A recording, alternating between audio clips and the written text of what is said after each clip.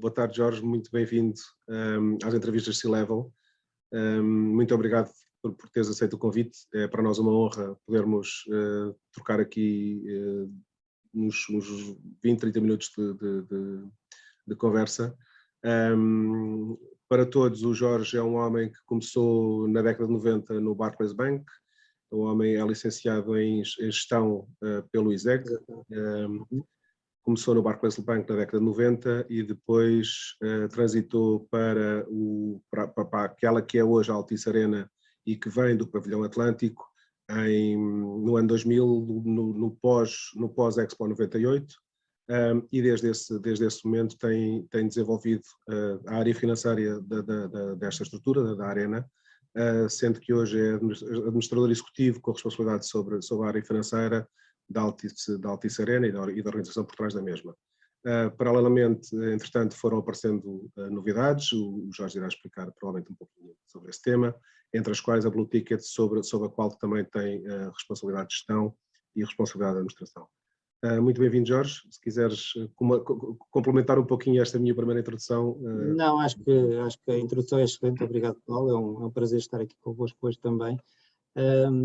Sim, o passado tem já alguns anos e, de facto,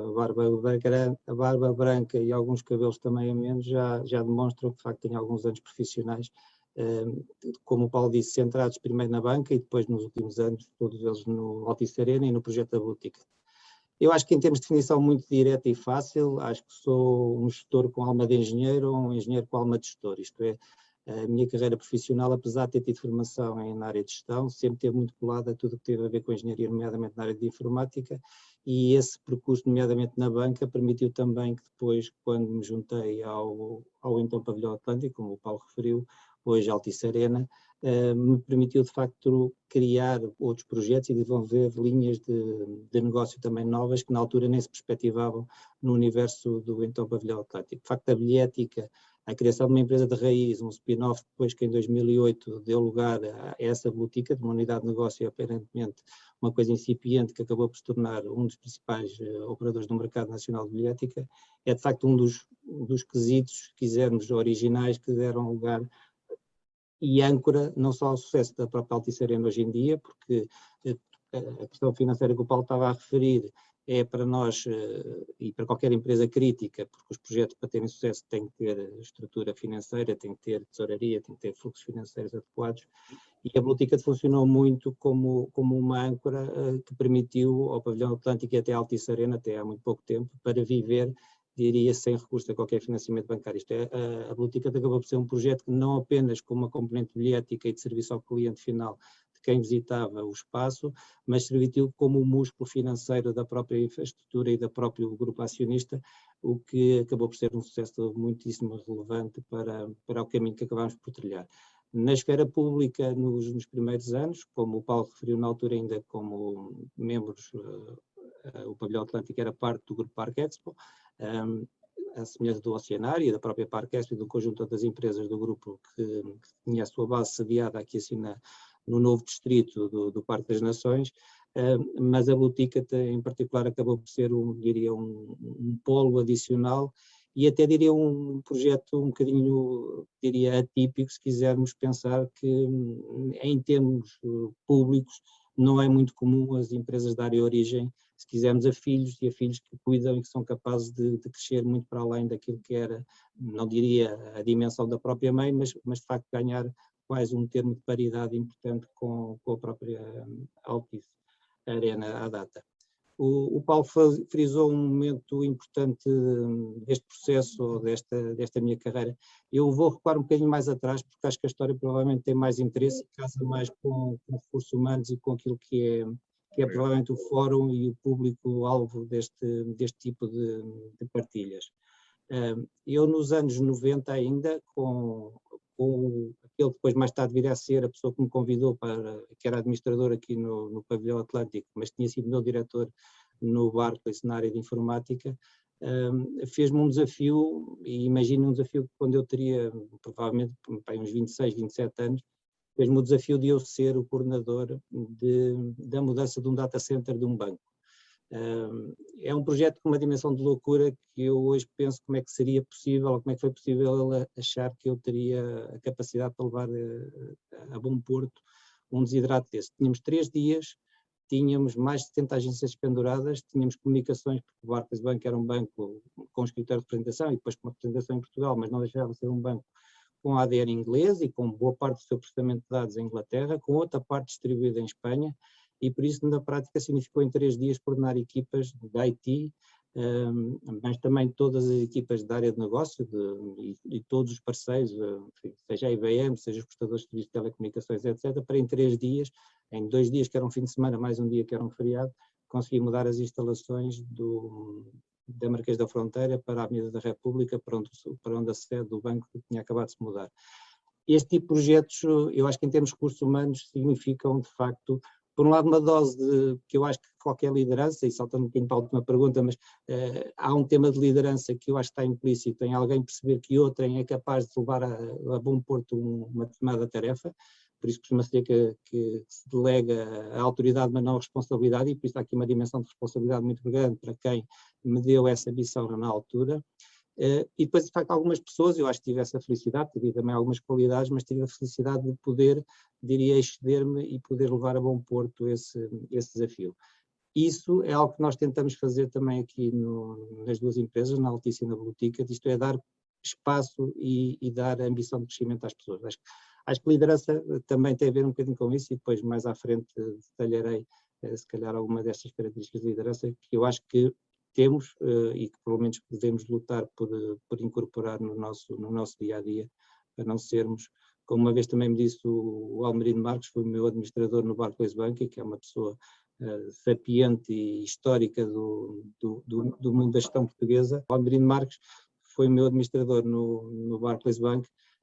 e que é uma pessoa, enfim, muito conhecida do mundo da gestão, e teve em particular na banca, mas também posteriormente em outros universos da área da gestão, papéis de coordenação e de presidente do Conselho de Administração. Uma vez disse-me claramente que o que não podíamos ter era feiticeiros da tribo, e então o paradigma de feiticeiro da tribo é aquele que sabe as coisas e que não quer passar o conhecimento a ninguém, porque acha que só sendo ele o único detentor do conhecimento pode levar para a frente e dominar as situações, e dominar a tribo, e dominar aqueles que dele dependem de si. De facto, eu com ele aprendi muito rapidamente que o conceito principal é o aprendermos, partilharmos esse conhecimento, e se quisermos estar na frente e na liderança, temos que fazer uma coisa todos os dias, que é o que eu me canso de dizer às pessoas. Os meus colaboradores podem estar na internet o tempo que quiserem, é bom que dediquem uma boa parte do tempo a aprenderem e a serem mais capazes de fazer novas funções e com mais conhecimento e de forma mais eficiente. Se o fizermos, a questão e o paradigma do feiticeiro da tribo não é um problema. Enfim, poderá sempre aparecer na nossa frente e não será, diria, uma questão, um Cristiano Ronaldo da gestão ou da nossa função, e isso passará sempre por cima de nós, porque terá um conjunto de valências e de características que diria que são conceptualmente imbatíveis, mas nós, com a nossa capacidade todos os dias investirmos em nós, seremos seguramente capazes de nos mantermos não apenas na função que temos, mas também, se tivermos que mudar de carreira, incorporar esse know-how em novas funções e em novas tarefas, e isso seguramente dá-nos a capacidade para, pelo menos, mesmo quando não estamos em funções de liderança, poder dizer ao nosso coordenador, ao nosso líder, concordo, não concordo, e no limite, se tivermos que nos ir embora, vamos embora, porque sabemos que temos know-how para enfrentar outros desafios e não ficamos dependentes dessa falta de competência ou dessa falta de know-how, que acho que é o que distingue, obviamente, porque todas as organizações precisam de cursos com qualidade, que entreguem com compromisso e que sejam capazes, obviamente, de dar a organização a patamares mais elevados. Muito obrigado pelo lançamento desta conversa. De facto, o tema vem muito por aí, tem a ver com a gestão de pessoas. Também tem muito a ver com, e falaste das competências, e as competências, ninguém nasce competente, ninguém nasce com o saber é uma coisa que se adquire, as competências vão sendo adquiridas. No fundo, a atitude é aquilo que compõe a dimensão de um profissional, e de um ser humano, e portanto, dependendo muito da atitude e da capacidade que a pessoa tem de entregar, acaba por ter resultados, os resultados que no fundo dependem muito e que derivam muito dessa atitude. Dito isto, e fizeste realmente uma apresentação brilhante sobre esta fase e sobre essa liderança e sobre esses temas, eu gostava de perguntar e de pedir que falasse um pouco sobre como é que está o projeto atual, como é que está neste momento a Altice Arena. Eu sei que ela respira saúde e respira bons ventos, porque sei que hoje abriram as vendas e abriram recentemente as vendas de bilhetes para 2023 e tem sido uma loucura, portanto os sites têm estado pendurados desde que a abertura foi realizada e, portanto, parabéns por isso. Quando chove muito as inundações acontecem, mas pronto, o que interessa é que vai chovendo. E, portanto, expliques um pouquinho como é que está neste momento o atual projeto e que refiras um acontecimento profissional que tenha sido, de facto, muito importante para o desenvolvimento, não só da tua carreira, como para o desenvolvimento global da organização, porque de facto há coisas que às vezes são detalhes que nos marcam e que mudam completamente o nosso mindset e às vezes até mudam a visão com que vemos as coisas. Era interessante. Assim, as duas empresas passaram por um período de crescimento, diria, muito acelerado e, se calhar, em termos também de recursos humanos, uma nota importante é que a Arena Atlântica e a Blutica são as duas empresas do grupo empresarial que as pessoas conhecem mais frequentemente como a Altice Arena. Foram objeto de privatização em 2013, saindo do setor empresarial do Estado, do Grupo Parque Expo, e sendo objeto de uma privatização. Esse desafio foi, diria, cumprido com muito sucesso, potenciando em muito aquilo que vinha sendo a atividade e o nível de rendimentos e, diria, até o impacto económico que a atividade tem tido no conjunto de prestadores e no conjunto, diria, de entidades que estão aqui na nossa esfera de influência. E isso foi particularmente relevante se pensarmos que foi feito no essencial com as mesmas pessoas, isto é, nós mudámos de 30 e muitas pessoas que tínhamos na Altice Arena e na altura se calhar de umas 15 na Blue Ticket, nós não teríamos mudado mais que 2 ou 3 pessoas daquelas que constituíam a estrutura base que nos acompanhava desde os tempos da esfera pública. Significa que com os mesmos recursos, sem mudarmos a equipa toda, conseguimos mudar as características daquilo que era o nosso posicionamento e fazermos de facto uma produção imensa dos negócios. Uma coisa que eu também acho que é importante, ou que foi muito importante neste fator, foi o de não perdermos a estrutura nem nos esquecermos quem éramos. Isto é,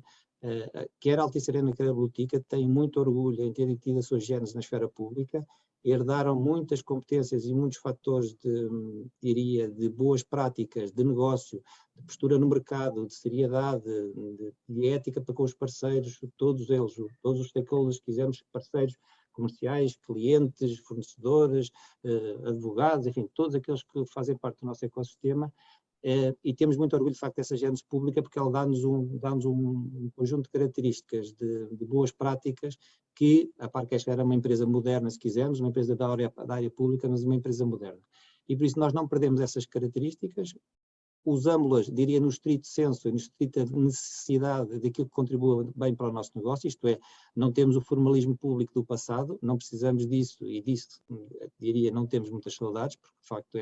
era castrador muitas vezes do negócio, mas dito isto, não perdemos a gênese daquilo que é os princípios que estavam subjacentes a esses princípios públicos. E isso, colado com uma ambição diferente e com uma dinâmica, diria, em crescendo, permitiu-nos, e se calhar para destacar um fator importante e que todos conhecem, se calhar angariar eventos como a Web Summit. A Web Summit se calhar é um paradigma interessante do evento que veio para Portugal, um evento altamente improvável de vir para Portugal na altura, porque estávamos num país em profunda crise, nos anos em que isso foi tido como um cenário possível. Portugal não era visto como um país, era um país em bailout, um país sobre gestão quase externa em termos de finanças públicas e de controle daquilo que era a atividade económica, um descrédito grande em relação à capacidade quase organizativa, porque este país, porque é que vamos fazer aqui as coisas, mas um conjunto diria, de pessoas que puderam dar, desde logo, na altura o vice-primeiro-ministro Paulo Portas, mas Frasquilho, enfim, a ICEP, Turismo Portugal, e nós, diria, por trás, a motivar e envolver essas equipas e a dar-lhes o sonho de acharmos que esse sonho de louco seria possível, permitiu que pudéssemos chegar a um passo final em que tivemos a capacidade para na Irlanda ganharmos de facto para Portugal a organização da Web Summit, que aconteceu durante um par de anos e que ao fim desse sucesso dos primeiros anos mereceu, uma vez mais, da parte do governo, de forma, diria, reforçada, um investimento, mas também, obviamente, com a aceitação da organização da Web Summit, uma renovação para 10 anos em Portugal. Quer isto dizer que vamos ficar com o evento em Portugal durante 12 anos, um evento que é muito transformador daquilo que são as mentalidades e o posicionamento também nesta área de recursos humanos, isto é, da maneira como os jovens, como os empreendedores, como o país se pode ver enquanto prestador de serviços daquilo que é a nova economia, daquilo que são os recursos do futuro, os recursos que são, por um lado, não deixam de ser um bocadinho o colarinho das fábricas do presente, mas as fábricas deixaram de facto de ser fábricas, muitas vezes físicas, em que a engenharia é uma engenharia de hardware dura, de siderurgia quase, e passamos a ter claramente uma engenharia muito focada no cérebro, na capacidade humana para desenvolver software esse que depois pode emanar de Portugal para todos os países, e Portugal é hoje em dia já para muitos, e até no interior do país, nos Açores, e em projetos fantásticos, alguns que existem, como na Academia do Código, é já uma âncora muito significativa em que estamos a reformatar pessoas, estamos a formá-las para novas profissões, estamos a captar pessoas que eram advogados e que se reposicionaram a sua carreira de outras maneiras, e estamos com isto a ser capazes de gerar mais valores, gerar ordenados médios mais relevantes, gerar oportunidades de trabalho também em distância daquilo que eram os polos óbvios de desenvolvimento das grandes cidades, e isso é também um sinal muito importante para o território, isto é a capacidade para sedimentarmos pessoas no Fundão, por exemplo, que tem um polo muito interessante nesta área, ou nos Açores, na Ilha Terceira, e por isso estamos a fazer com estas novas indústrias a capacidade para que o território seja ele mais vivo e que as pessoas possam ter melhor qualidade de vida no desempenho das suas funções, isto é, se tem trânsito a ir e vir,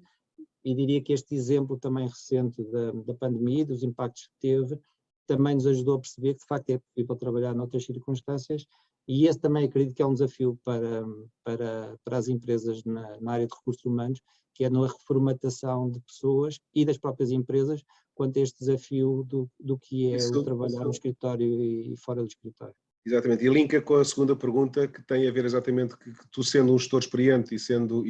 tendo uma fortíssima exposição internacional, porque tens contactos com o mundo todo, com pessoas que vêm de todo o mundo e tens relações, inclusive sendo financeiro, tens relações muito diretas com várias entidades a nível mundial. É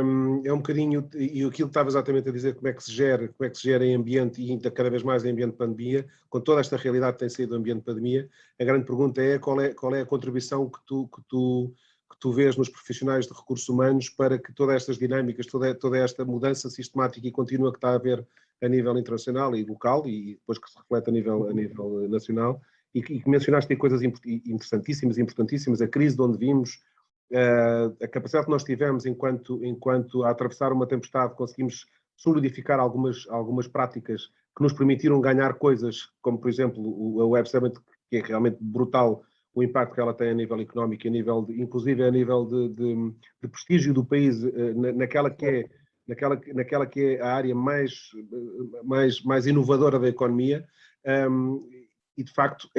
como é que se gera isto, qual é realmente a dimensão e a importância dos recursos humanos, dos profissionais de recursos humanos na gestão destas realidades? Não, eu acho que é cada vez maior. Eu acho que, eu não sei se para a área de recursos humanos existe, mas eu acredito, por exemplo, para a nossa área de negócio existe de alguma maneira um antes e um depois da pandemia. E eu, do que tenho falado também com outras pessoas em cargos de direção ou mesmo em cargos diferentes, mas em que se percebe o palpitar das suas empresas, eu acho que há uma questão fundamental relacionada com recursos humanos e com este fator da pandemia, e em que as empresas da área de recursos humanos têm claramente que intervir e trabalhar eventualmente de uma forma diferente do que faziam no passado. As empresas sempre trabalharam muito as áreas de recrutamento, as áreas formativas, as áreas de coaching, uma série delas, seguramente, de avaliação, enfim, de motivacional e tudo mais. Eu acho que com esta nova realidade, acho que há uma questão da concepção do próprio posto de trabalho, do que é o posto de trabalho e como é que as pessoas o veem, como é que as pessoas valorizam as novas carreiras e o que é que são os fringe benefits do futuro, isto é, já não é tanto o carro, já não é tanto o cartão de gasolina ou outras coisas que é um bocadinho anos 90, 2000, os fringe benefits atuais, se calhar também já não são bem os da Google, dizer que tem uma mesa de ténis no escritório de trabalho, se calhar de facto é imaginarmos um escritório diferente, em que tem um posto rotativo, em que tem um local de trabalho ao qual vamos, mas em qual não estamos sempre, e de facto o posto de trabalho em mobilidade, com as novas tecnologias, com a capacidade que temos para trabalhar, acho que a pandemia obviamente mostrou que isto é possível. Acho que há uma dimensão ainda cética quanto à prorrogação desse efeito mais à frente, isto é, estamos ou não a dar uma liberdade excessiva às pessoas, as pessoas que não querem voltar, ou querem voltar em determinadas circunstâncias, é de facto um desafio importante e em que eu acho que as empresas de recursos humanos podem e devem fazer um acompanhamento e um coaching, se quisermos, das decisões que as empresas devem tomar a esse nível. E depois acho que também há ao nível dos trabalhadores quase um acompanhamento mais quase do foro psicológico, porque também há psicossomático, uma característica que mudou muito nas pessoas, naquilo que é o que elas mais valorizam, e como é que as podemos voltar a unir em torno daquilo que é um objetivo comum e como é que podemos tentar tirar o melhor daquilo que é trabalhar em casa com o não perder o sentido da empresa e o sentido corporativo das coisas. Eu penso que isso tudo junto... É muito interessante porque tu tocaste e ainda por cima não és um profissional, és um líder, claro que também tens responsabilidade sobre recursos humanos, mas vais da área financeira, és um homem da área financeira, um prestador financeiro, e é engraçado como tocaste naqueles que são os 3 enormes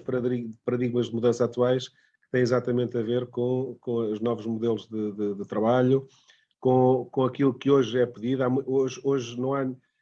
Em muitas empresas, e eu tenho participado em alguns fóruns e falado com dezenas de pessoas desta área, e existe muita gente exatamente a comentar e a referenciar que neste momento as pessoas, uma das perguntas que não saem, os candidatos não saem de uma entrevista sem fazer a pergunta, que é qual é o modelo de negócio, isto é híbrido ou presencial, é remoto, híbrido ou presencial, e qual é os pesos do presencial e do híbrido. Portanto, todas estas novidades, aí falaste nos fresh benefits, que são de facto estão a mudar, a realidade está a mudar, ou seja, nós estamos de facto no novo paradigma, se bem que ainda estamos um pouquinho perdidos porque ainda estamos nele, e portanto nós não sabemos muito bem o caminho que faz caminhando e nós estamos no meio do percurso, e portanto não sabemos bem onde é que isto vai desembocar, mas é de facto muito interessante. Terceira questão,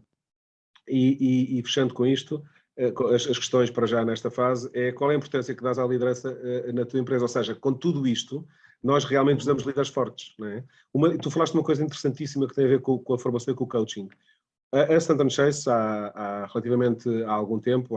já no início deste mês, lançou uma empresa chamada Lead & Coach. E o Lead & Coach nasce pela necessidade que a Stanton sentiu de ter uma entidade autónoma a tratar de coaching e talent performance, porque, de facto, as solicitações têm sido muitíssimas. Porquê? Porque competências tu dás através de formação, a formação atribui competências e nós vamos buscando novas competências e há de ser sempre essencial e há de ser essencial a vida toda, em tudo.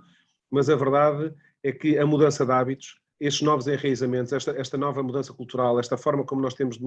mesmo como líderes, como é que nós lideramos estas novas mentalidades e estes mindsets, porque assim, os líderes não vão mudar todos no dia para o outro. Está a haver também simultaneamente uma renovação ao nível da liderança, mas ela é um pouquinho mais lenta do que a própria renovação das estruturas. E, portanto, como é que nós preparamos estes líderes para a nova realidade? Portanto, a questão será mesmo a que importância é que dás à liderança na empresa e como é que tu próprio te defines como líder? Certo. Não, assim, eu acho que as lideranças nas empresas, obviamente, são críticas e definir os caminhos estratégicos e o acompanhamento que se faz da execução desses caminhos é, obviamente, crítica. Acho que cada vez mais tem que ser uma liderança conhecedora. Eu acho que havia historicamente casos interessantes de pessoas que se guindavam, sei lá, na beira, enfim, há muitos bons exemplos de pessoas com um excelentíssimo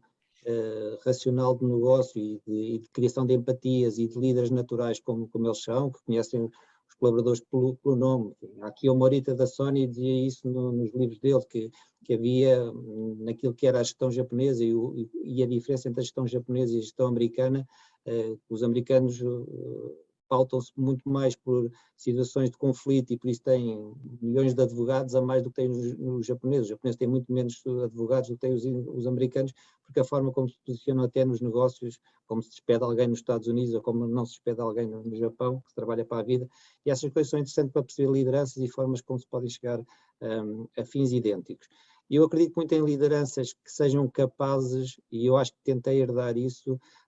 eu acho que temos que aprender, quase como se fôssemos, quando fôssemos jogadores e tivéssemos vários treinadores, eu acho que a ciência maior é que tu conseguis ter vários treinadores, isto é, neste caso vários líderes, quando estás no teu processo formativo, e tentares colher deles o melhor. Obviamente cada um de nós tem um perfil, que pode ser mais autoritário, pode ser mais participativo, pode ser mais o que quer que seja, mas acho que o fundamental é que seja tenhas uma capacidade multidisciplinar e de capaz de ser um elemento que não é visto apenas de uma maneira seca e rígida dentro da organização. Acho que tu tens de ser capaz de abrir a porta e perceber que uma pessoa teve uma notícia de uma doença grave. Tu tens de saber fazer um conjunto de coisas e a liderança é isso. Acho também muito de liderança pelo exemplo. Acho que é uma coisa que eu me revejo imenso e que dou...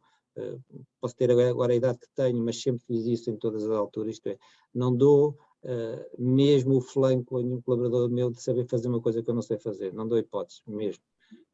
E isso acho que é importante e mais à frente, seja nisso, seja na abnegação, seja não estarmos cansados, seja no ser capaz de estar X horas sem trabalhar se for preciso isso, como também somos capazes, como é dados à vontade, de dizer não vais trabalhar amanhã, não vais trabalhar 15 dias, estás com um problema, ninguém tem que pedir horários aqui, ninguém tem que pedir para ir ao médico, podem dizê-lo por conforto, mas não têm que o fazer. Quando conseguimos trazer isso, trazemos as pessoas para dentro da organização, elas sentem-se de facto, não são apenas um elemento, diria, fabril, de trabalho em conjunto de horas, são alguém que é reconhecido e que não tem essa distância para com os demais. E eu acho que essas são as principais características que tu tens que fazer, isto é, e depois uma questão de ética, que eu acho que também é uma palavra que às vezes nos tempos modernos tende a perder-se, mas em que eu acho que nos negócios é uma coisa incorruptível, é uma coisa que não podes abdicar nunca. E é uma coisa que a minha experiência me diz que paga sempre, mais à frente paga sempre os benefícios. Portanto, se calhar esta história, vou contá-la sem dizer nomes de pessoas, porque esta é mais, se calhar, provavelmente até nesta questão de liderança, ou de como é que tu te posicionas em relação às pessoas. Eu tenho um exemplo muito giro, enfim, nem vou circunscrevê-lo no tempo para não dar muitos indicadores de quem são, porque todos eles são pessoas que estão na vida ainda profissional, mas que é uma experiência muito interessante. Eu estava numa função, fui convidado para um lugar acima, dentro da empresa-mãe, e isto ainda Grupo Parque Expo, para não dizer muito mais do que isso, e eu passaria de ser diretor financeiro daqui para ser diretor financeiro do grupo como um todo.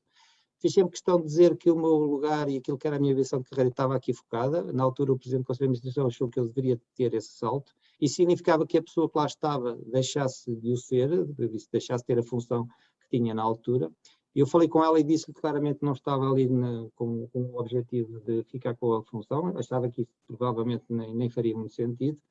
e o mundo dá tantas voltas que essa pessoa, 2 meses envolvido, era o Presidente do Conselho de Administração Global do grupo. Porque mudou a política, porque mudaram um conjunto de coisas, e eu provavelmente nessa altura, se tivesse-me armado em feiticeiro da tribo ou noutra coisa qualquer, provavelmente o sítio onde eu estou e a carreira que eu acabei por fazer nos anos seguintes, provavelmente não teria acontecido. E isto só porque as pessoas, há rigores e há questões de ética que nós não podemos ultrapassar, ainda que o interesse imediato possa parecer diria, o mais óbvio e aquele que seja o caminho que devemos trilhar. Em todos os casos que eu tenho feito na minha vida, as decisões que tomei nesse sentido sempre contribuíram para que mais tarde, de uma maneira ou de outra, houvesse uma luz, uma oportunidade, uma recompensa, o que mostra que o caminho é esse, e é esse caminho que nós devemos, eu diria, multiplicar junto daqueles que nos estão próximos, e acho que quando o conseguimos fazer, estamos a criar empresas, elas também mais sólidas, profissionais mais competentes, mais hábeis, e eles próprios com essas características estão-nos a defender cada vez mais a nós, isto é, eu tenho que ter menos, eu costumo dizer que quando fecho contas, o meu problema nunca é fechar contas no dia 31 de dezembro, o problema é o trabalho que se fez antes. Eu não tenho que ter problemas com reconciliações bancárias se eu as fizer todos os meses. Não tenho que acumular 12 meses de trabalho. Há muitas empresas que fazem isso só no final. Problemas com devedores e mapas de devedores, o que é que eu faço com os credores? Se eu os acompanhar ao longo do ano, se calhar tenho menos de 30% ou 40% de devedores do que se não os acompanhar. E por isso, os problemas não se resolvem quando se fecham as contas, os problemas antecipam-se quando se fazem os 12 meses precedentes ao fecho de contas. E essa forma de ver e de trabalhar e de passar, se quiseres, essa liderança ou esse método de trabalho para cada uma das pessoas, se tu tiveste, diria, não estou a ter imagens nossas, porque cada pessoa tem as suas características, mas se elas beberem o essencial das tuas características, tu sabes que o teu controle financeiro, que o teu controle de negócio, que a forma como as pessoas se apresentam nas suas propostas comerciais, a forma como as pessoas reagem às reclamações, tudo isso tem algo que passa de ti e tu tens a certeza que a tua organização, não apenas para aquilo que são as regras que obviamente se podem impor, seja o código de ética, sejam as políticas da área da qualidade ou as normas de qualidade e os KPIs e tudo aquilo que nós queiramos impor para as pessoas cumprirem, mas a principal garantia que elas vão cumprir isso é se elas tiverem dentro delas as ferramentas e saberem que as pessoas vão atuar de acordo com aquilo que atuaria o X ou o Y. E as pessoas, esse efeito de mimetização dos comportamentos, se forem bons profissionais e se tiverem essa ambição de crescer, e obviamente se os líderes tiverem boas práticas, eu acho que são um grande cenário para criar organizações sólidas e organizações que são capazes de crescer, e esse é um dos grandes desafios que nós, por exemplo, hoje em dia temos. Nós hoje em dia temos desafios para crescer com arenas, imagina no Brasil ou noutro sítio qualquer, em que o nosso know-how é visto e relevante, mas só podemos crescer dessa maneira se a estrutura em Portugal for capaz de ser autónoma, mesmo que eu, Jorge Quintão, ou qualquer um dos meus colegas de equipa de gestão não esteja presente. E por isso tu tens que criar pessoas capazes de potenciar o negócio mesmo na nossa ausência, e até desde logo a nossa atividade é particularmente exigente, porque há atividades que nós às 5 da tarde saímos, nem que o toque depois, mas não acontece nada que muda o mundo. No Altice Arena há quase todos os dias eventos, e quando um está a desmontar, está-se a montar ou está-se a preparar o evento da Cimeira dos Oceanos, que se espera que venha para o ano para Portugal. Enfim, há muita coisa que acontece e muitas vezes acontece com dezenas de meses ou com pelo menos um bom par de meses de antecedência, que temos que andar sempre a trabalhar em contínuo, e muitas vezes, como estás a dizer em termos internacionais, estamos a trabalhar com um timeline que é de Los Angeles ou que é num outro país qualquer, e não podemos estar a dizer que não vamos rever um contrato porque é sábado ou domingo, se for um país árabe começa a semana mais cedo que nós, enfim, qualquer uma dessas coisas para nós de facto acontece, e esse exemplo tens que acabar por dar. Falando de recursos, mais uma coisa também que também é uma exigência, é como adaptar, e nós no nosso caso temos esse desafio, é como é que adaptamos funções e tarefas que são muito exigentes em termos de comprimento horário, se quisermos ao cumulativo de dias, porque os eventos de facto realizam-se em qualquer dia da semana, com as funções familiares, nomeadamente de homens e mulheres e de filhos. Enfim, nós temos esse desafio um bocadinho, tentamos, diria, ajudar, mas somos uma das atividades, e se quisermos um dos setores da economia, que, como por exemplo a TAP tem, ou como as companhias aéreas têm com os filhos, e como é que uma mãe regressa ao trabalho e como é que com fluxos horários completamente disruptivos conseguem gerir isso. Nós temos um bocadinho esse desafio também, e temos noção que às vezes temos essa dificuldade em podermos criar as condições todas ideais para que esse espaço familiar também possa crescer num convívio saudável. Mas por último diria, as poucas pessoas que nos abandonaram nos últimos anos, e diria boa parte delas saíram por projetos próprios, ou enfim, por desafios de outra natureza, poucas saíram, diria, de forma mais compulsiva do nosso lado, mas diria quase todas, para não dizer todas sem exceção, ficaram com uma doença estranha que esta casa de facto propicia a todos, e que há uma magia inerente a este setor de atividade, a esta criação de eventos, porque mesmo que não assistamos a eles, o facto de cada dia ser diferente, porque um dia é o Web Summit, no outro dia é uma convenção de um grande carro para o lançamento de um Mercedes ou de um outro carro qualquer, e depois temos um show com a Justin Bieber que estamos a começar a venda hoje. Enfim, tudo isso faz com que as pessoas não só tenham mentalmente de ser capazes de se adaptar a realidades muito diferentes, porque os meios para a concepção do evento são muito diferentes de outros. Há eventos com, diria, rigidíssimas condições de segurança, como vem cá um representante dos Estados Unidos, por exemplo, um presidente, já cá tivemos o Obama, ou outro qualquer que venha, em que as questões de segurança e a interface de termos de segurança é obviamente uma preocupação cimeira. Noutros há, como na Eurovisão, em que toda a questão logística de vender bilhetes em quase 190 países do mundo foi obviamente um desafio enorme, e com os clubes de fãs vindos de todos os lados do mundo e com a garantia que tinham que ter os lugares melhores, etc. São desafios, mas no dia seguinte já estamos a tratar de uma outra coisa que pode ser uma convenção para 50 pessoas, numa sala pequenina, no qual tentamos dedicar obviamente a mesma atenção, e é algo que nós também passamos, que em termos de liderança também era importante focar, que é que os trabalhadores e que as pessoas que connosco estão percebam como nós agora fizemos Autódromo do Algarve, fizemos MotoGP, todo o processo de ética, todo o processo de controle público, gestão de filas, de acessos, fizemos toda a coordenação. Fizemos lá e tínhamos Lucas Neto no Altice Arena, deslocámos o essencial das pessoas de maior competência para o Algarve, porque o desafio era mais difícil, deixámos as pessoas aqui na Arena a tratar do evento de Lucas Neto, mas exportámos um know-how e fizemos fora de casa, e eu acho que essa é uma outra lição, independentemente do cliente estar à nossa porta, ser na nossa casa ou ser fora, se estamos a prestar um serviço com a nossa chancela Altice ou Blue Ticket, temos de fazer com o mesmo padrão de qualidade, e isso tem que ser inexpugnável, tem que ser uma coisa. O Portugal dos Pequenitos, que ganhámos a Adriática recentemente, foi algo que eu disse claramente, que é, nós não vamos pensar em vocês como o Portugal dos Pequenitos, eu até usei muitas vezes de forma jocosa esta expressão, este Portugal tem que ser um Portugal grande, e eu não me canso de dizer isso, que o Portugal que nós queremos para todos nós, para que na área de recursos humanos possamos ter pessoas mais qualificadas, com maior ambição, com melhor capacidade para reter salários de nível europeu, só podemos fazer se Portugal pensar alto, e Portugal tem muitas condições para pensar alto, tem pessoas boas, tem bons princípios, e tem coisas menos boas que nós temos que ir, diria, eliminando, seja porque algumas pessoas em termos de ciclo de vida vão saindo da atividade profissional, seja porque